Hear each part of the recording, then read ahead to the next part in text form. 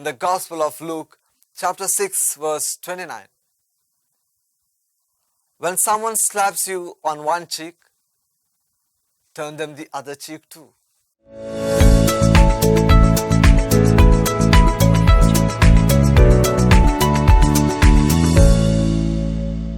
Good morning, brothers and sisters.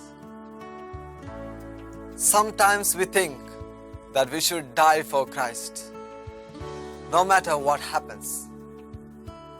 But when the struggles come, we give up.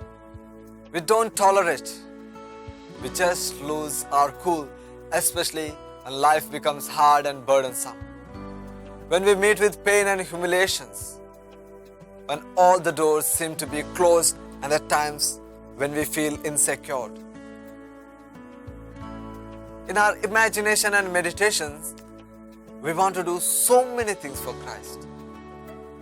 We remember the words of Jesus in the Gospel of Luke, chapter 6, verse 29. When someone slaps you on one cheek, turn them the other cheek too. But when it comes to the reality, we become impatient.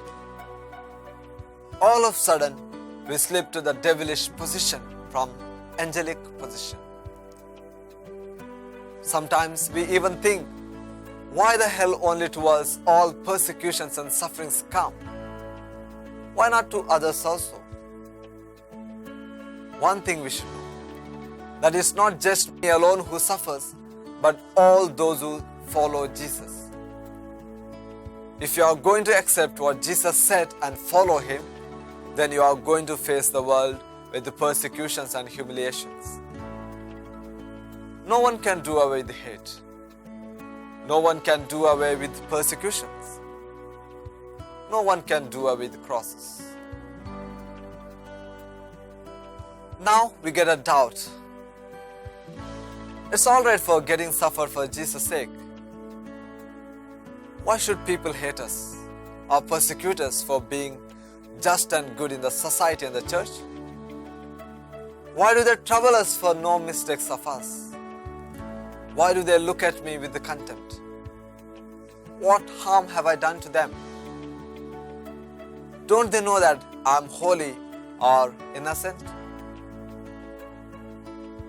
Dear brothers and sisters in Jesus Christ, today Jesus answers to all these questions. He says in the Gospel of John, chapter 15, verse 18 and 20. If the world hates you, be aware that it hated me before it hated you.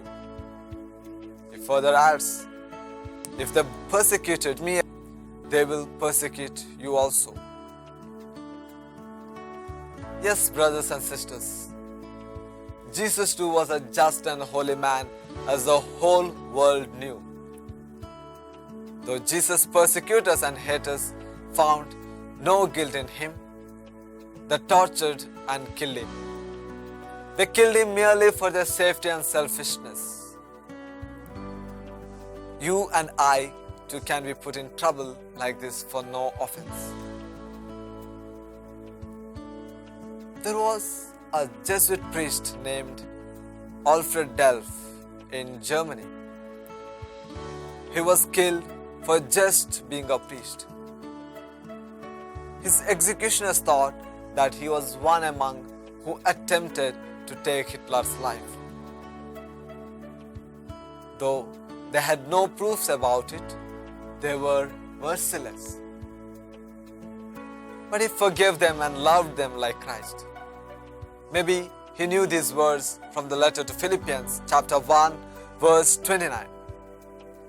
For to you has been granted for Christ's sake, not only to believe in Him, but also to suffer for His sake. We may not meet with such circumstances, but we can be martyrs in our little things. We can die for our brothers and sisters, for our friends and family members. Instead of dying on the cross like Jesus, we can die to our vices and for others' good in little ways. Amen.